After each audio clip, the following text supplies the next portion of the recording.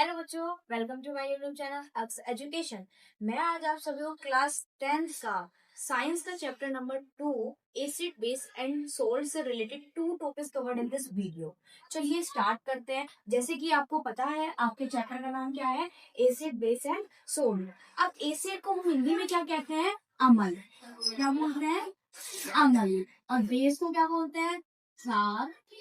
And salt क्या को बोलते हैं, नमक। अब हमें क्या करना है, पहले मैं आपको समझाऊंगी एसिड। एसिड यानी कि अम्ल किसे कहते हैं। एसिड जो वो होते हैं, ऐसे सब्सटेंस होते हैं जो पानी में घुल जाते हैं। लाइक मान लीजिए ये आपका बीकर है, लाइक ये रहा, मैंने आपके लिए पहले ही ये कॉन्सेप्ट बना रखा है। आपका बीकर है कि इसमें जो है मैं लेमन को खोल रही हूँ। अब देखिए डिसोल्व इन वाटर, एसिड जो होते हैं वो पानी में घुल जाते हैं। आप सभी देखिए, आप सभी को दिख रहा होगा तो जो लेमन है वो पूरा पूरा प्रॉपरली घुल गया है। मैं आपको यही बताना चाह रही हूँ कि जो एसिड होते हैं वो पानी में घुलने वाले होते हैं और H+ आयन में ब्रेक हो जाते हैं, यानी कि टूट जाते हैं। अब देखिए इसको आपको लिखना है कि acids are sour in taste, यानी कि जो एसिड होते हैं वो टेस्ट में कैसे होते हैं, खट्टे। श्योर को बोलते हैं हम खट्टे।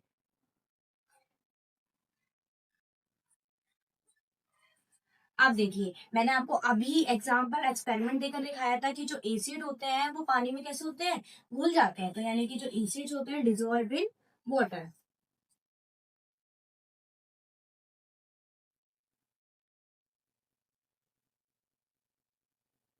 और ये ब्रेक डाउन होते हैं इन H+ आयन। चलिए मेरे को अभी आपको इसका एग्जांपल बताना है। इसका एग्जांपल क्या होता है, जैसे कि मान लीजिए सिट्रिक यानी कि CH3COOH, इसे बोलते हैं इथेनोइक एसिड। अब ये ब्रेक डाउन होगा किस में होगा, CH3COO negative plus H+ ion.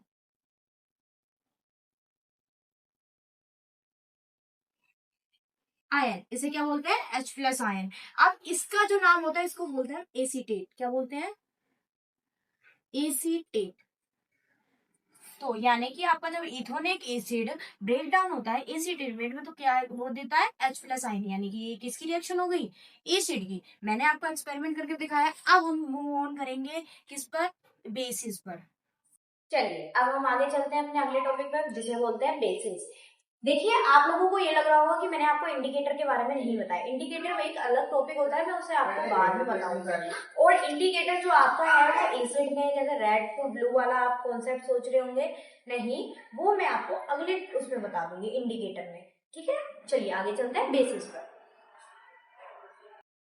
चलिए अब हम चलते हैं अपने अगले टॉपिक पर, बेसिस पर। अब बेसिस क्या होता है, बेसिस होता है क्षार जो टेस्ट में कैसे होते हैं, कड़वे, बिटर इन टेस्ट। तो फिर लिखते हैं हम bases are bitter in taste. जो बेसिस होते हैं वो पानी में नहीं घुलते। अब देखिए फिर से एग्जांपल पे आ जाते हैं। अब देखिए ये शॉप है और ये क्या है, वाटर। अब ये डाल दिया, एक टाइम तक, ये लिमिटेड टाइम तक ये घुलेगा नहीं। अब इसे रखे रहेंगे तो घुल जाएगा, जिसे हम मिसेल बोलते हैं। बट इस टाइम पर अभी ये घुल नहीं रहा है, तो यानी कि ये क्या है, बेसिस है। एंड आप देखिए जो ये है पानी में जाने के बाद सोप ट्यूब कुछ ज्यादा ही हो गया, पर हमें क्या करना है, ये देखिए जो ये आपका सोप होता है, अपने घर में सभी के घर में सोप होते हैं, साबुन होते हैं। आप उसे टच करके देखेंगे तो वो कैसा होता है, रफ टच में कैसे होते हैं, सोपी टाइप होते हैं थोड़े से। ठीक है, और सोपी टच में होता है। और इसका भी इंडिकेटर होता है लिटमस पेपर, एक कॉमन इंडिकेटर होता है जिसे हम बेसिस में डालते हैं, मतलब बेस में जब डालते हैं तो कन्वर्ट हो जाता है रेड टू ब्लू। और एसिड में कैसा होता है, ब्लू टू रेड। इसका एग्जाम्पल देख लेते हैं। इसका एग्जाम्पल होता है सोडियम हाइड्रो ऑक्साइड। अब देखिए सोडियम हाइड्रोक्साइड किस किस में टूटता है, sodium hydroxide Na positive plus OH negative. अभी मैंने आपको बस एग्जांपल वो करके दिखाया था, एक्सपेरिमेंट मैंने आपको बताया नहीं था कि जो बेसिस होते हैं वो OH नेगेटिव देते हैं और एसिड जो होते हैं वो क्या देते हैं, H पॉजिटिव। तो ठीक है, देख लीजिए आप रिएक्शन में भी बता रहे हैं कि जो बेस होते हैं वो OH नेगेटिव देते हैं। चलिए बाकी हम मिलते हैं अगली वीडियो में। Thank you for watching this video. इससे रिलेटेड आपको कोई भी क्वेश्चन है तो कमेंट में बताइए। एंड आपको इस चैप्टर के नोट्स चाहिए तो वो भी कमेंट में बताइए।